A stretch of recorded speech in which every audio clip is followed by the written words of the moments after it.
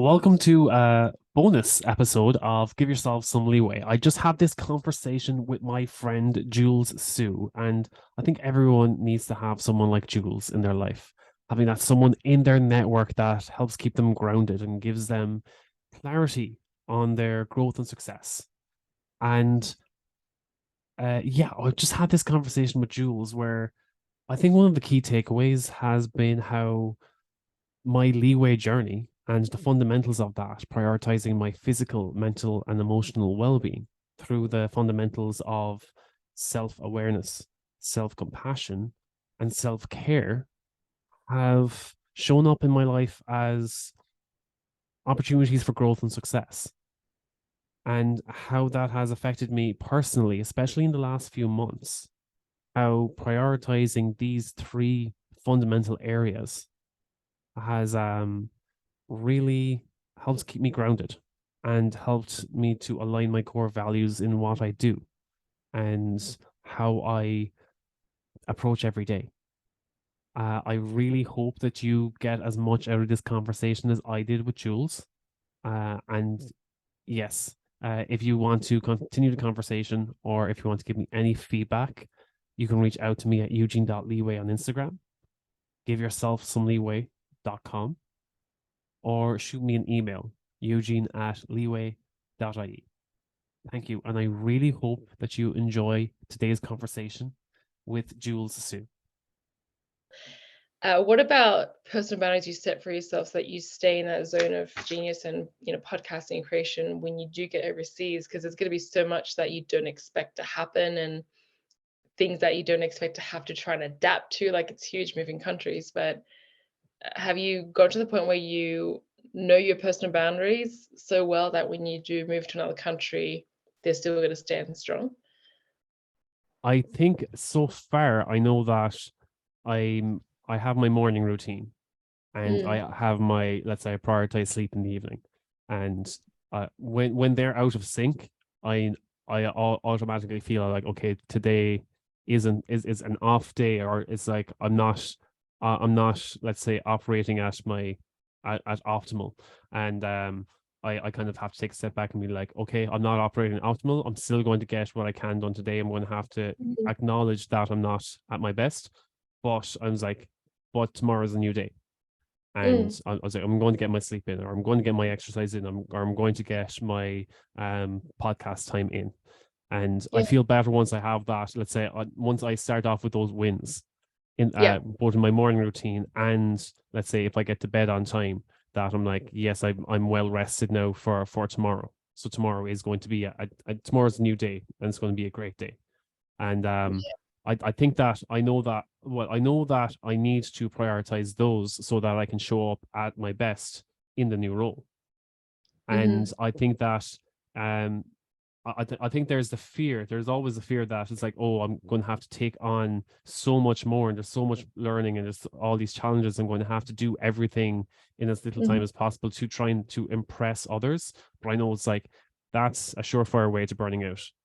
And hmm, yes, you're going to be trying hard, and you're going to set unrealistic expectations that you can operate at this level yeah, for months on end, and hmm, next thing, just completely flatline a few months later, rather than being like, okay, yes, I can work between this hour and this hour, but I need to prioritize getting this done in the morning before work, yeah, so that I'm, let's say, getting my exercise routine in, or getting let's say, meal prep and stuff ready, and I'm getting grounded for the day, and yeah, then at nighttime winding down, yeah. prioritizing winding down, or having some social activity or some networking activity in the evening, so that I can take my mind off work, so that I can recharge for the next day.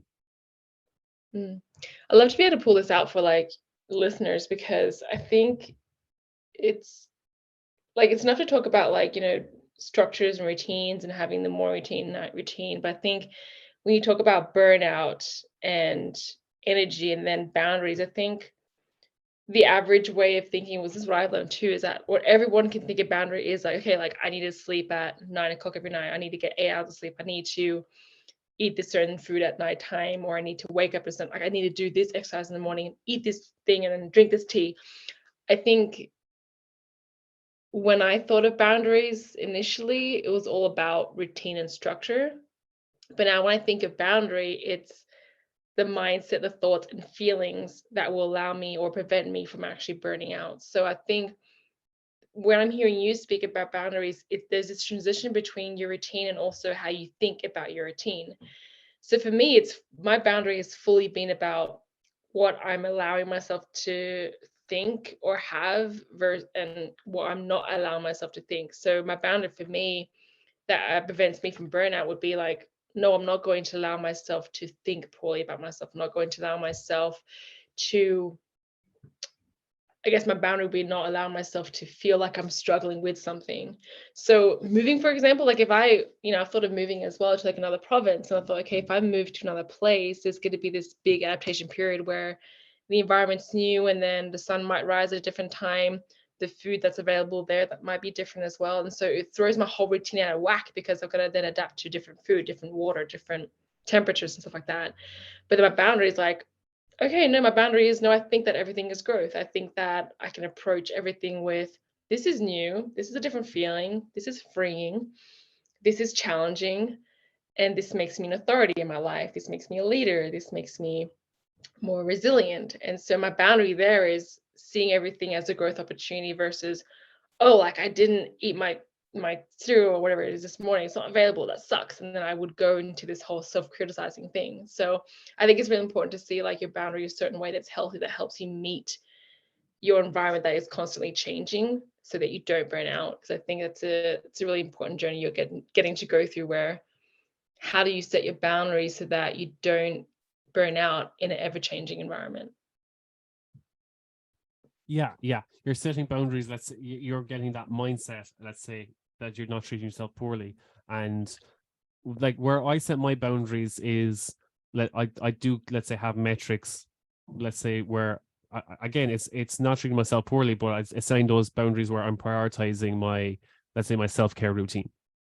And I think, yeah, it's similar in a way, but like I think yours is more, let's say, more vague and broad, where you're saying like I'm not going to treat myself poorly, whereas I'm like, I know I'm not going to treat myself poorly by prioritizing my self-care routine. That I'm Gotcha. going to Yeah. prioritize my morning routine because that's what makes me feel good. That's what gets me grounded and gets me ready to take on the day. Mhm. And it's where I, let's say, give myself a moment to maybe go for a morning walk, and I Yeah. know that I can have a conversation with myself first thing in the morning. I get that clarity where I'm like, how am I feeling today? Am I Yeah. feeling groggy? Do I have this mental fog or anything? Is there anything I need to address before I start my day? Is there Mhm. anything that's lingering in the back of my mind that I know will probably affect me before I go into work, that might affect how I show up to others? And these are Yeah. things that I like to talk myself through, have that self-talk, and so that I know, okay, have I a clear conscience going to work, that it's not going to Mhm. affect anyone else's day, that I can show up with my own, with compassion both for myself and for others. And Yeah. then am I prioritizing my self-care so Yeah. that I'm showing up, that I can show up, let's say, with that halo effect that shines, so that everyone else is like, oh wow, Eugene's having a great day today, what did he have for breakfast? Yeah. um Yeah. I or love it. I love it because what you're saying is that it's about the what versus the how. Because what you're saying is like, yes, okay, like, I'm not gonna let myself do this by prioritizing myself routine, but you're not going to like, okay, I need you to do this by eating this at this time. So it's less of like how you do it and versus like, I've got to have a morning routine. I've got to prioritize a morning routine. So how you do it can be flexible as long as you have a morning routine. That's cool. I love that. I think another thing that you covered as well, that I loved, you covered this in your podcast recently, was the rate of self-evolution. I Mm-hmm. love that concept. I really like that one. It was it's interesting because it was in a Mind Valley coaching thing, and I had to go through it a second time. It was only the second time I realized it spelt the word rose, because he talked about rose, and I thought when he said rose, I thought he was talking about like ROWS, like you got to get your rose in, like your reps, you know. But it makes sense to me now when he talked about your rate of self evolution. I'm like, oh crap, that makes a lot of sense. And I think this is important too. Now I want to try and think about it in the perspective of burnout and giving yourself that space.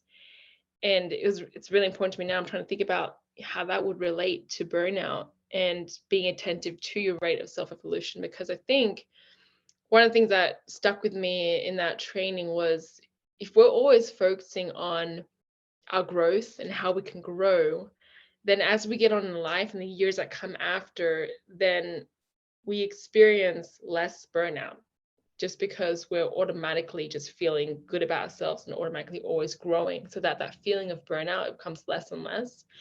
And so the whole concept of working on focusing your growth all the time is that you get to experience and enjoy more of life, and then feel less pain and suffering, which can be equivalent to the burnout stuff. So I think that's a cool thing to even relate to burnout, where it's not just how to navigate burnout when you have it, but it's how to pay attention to yourself as you get on in life, so you actually experience less burnout and have less suffering and less pain. And so going back to what you mentioned in the first couple of minutes of this recording is those three simple things you're talking about, the self-care, the self-routine and whatnot. So what were the three again that you focused on? Simple steps. Self-awareness, Self-awareness. Yeah. self compassion and kindness, Yeah. and self-care. Yeah, I love that. And I think those three are directly like speaks to your rate of self-evolution. Like, how well can you do those three simple steps so that you're growing at a rate that allows you to experience less burnout every day, every week, every month, every year. And so you'll get to a point where you're coaching people who just never experience burnout because they're so good at those three simple steps. Yeah, and they kind of all, let's say, fall into place where you aren't going to take care of yourself if you aren't like you won't take care of yourself if you aren't aware of yourself first. So if the self-awareness isn't there, then you're not going to prioritize your self-care. If you can't meet yourself with compassion, then you're not going to give yourself that time. You're not going to prioritize that self-care for yourself. So the self-awareness and the self-compassion have to fall into place first, so that you can put yourself in the right state of mind to realize, okay, maybe there's something out of whack. There's something not, let's say, in alignment with me at the moment. What is that? Do I need to address that so that I can show up better today, show up better for myself and for others? And then have that self-compassion rather than berating yourself. You want to be like, okay, if I'm not showing up well today, what is it? What do I need to address? Yeah. How can I show kindness to myself so that I can make sure that I'm also showing that kindness to others? And Yeah. then once you have that awareness and compassion in check, you're like, okay, in order to better myself, I need to take care of myself so that I can also take care of others. Mm-hmm. And I think it's a matter of they have to fall into place in that order, because if you try to prioritize self-care without actually being aware of what you need to take care of, and Yeah. without showing that compassion for yourself, it's like, oh, I have to exercise this morning, otherwise you're lazy. Mm-hmm. Or it's like, oh, you missed 3 days in a row, now you have to exercise tomorrow or else you failed this week. And having that Yeah. negative self-talk, then you're not going to take care of yourself. Or Yeah. you're going through these self-care actions, but you're actually affecting your mindset around those self-care actions, that you're having that negative self-talk around those Mm-hmm. actions. You're not going to be looking forward to taking care of yourself. You're not going to look forward to exercising or your nutrition and your diet, Yeah. or let's say your or meditation or mindfulness or any of those other activities if you have negative self-talk around them. But Yeah. having that awareness and having that compassion sets you up for a healthier, more consistent self-care routine. Yeah. That's exactly what I was going to mention too. I think those three simple things you teach people is creates consistency. And because without that consistency factors, then it's easy to still burn out. Even if you have only one of those three, having them three together actually creates consistency, which is really cool. So we're coming up to time. Like, what would you say this theme of our discussion has been? And what will be Um, like a key takeaway you can give everyone? Or would you want to give everyone? I think it's definitely been growth, and that even though, let's say, with us, we have pivoted a lot in our growth journey, but it's never, as you said, it's not about shiny object syndrome. It was about getting more clarity and getting more focus on what needed to be done. That it wasn't a matter of, oh, I'm getting bored of this area of my life and I need to find the next shiny object and see if that's guiding me in the right direction, but focusing on what is in most alignment with your values, with what you want to do. And once you get laser focused on that, that points you in the right direction. And it's not so much a pivot as opposed to, let's say, a more direct alignment as to what you need to do for your own progression, for your own growth, to be more in alignment with your own core values. And like it started off, let's say, you thought that it was e-commerce and entrepreneurship. The next thing you realized, oh, maybe it's community building. Maybe that's where it is. And that community building brought you into podcasting and the likes. And next thing that brought you on to self-publishing and coaching. And it just brought you more into alignment with the activities to get you into that area of expertise where you want to be. And I think that a lot of people are afraid of pivoting because they feel like they're failing on their past activities, rather than finding out where their growth is. And I think coming back then to the three areas of like self-awareness, self-compassion, and self-care, is having those help to ground you and center you when it comes to finding that alignment. That once you have that self-awareness, that self-compassion, and then implementing that self-care, that's the best way of knowing who you are and what you need to do for your own growth and your own progression. There you go. Said well. Like it.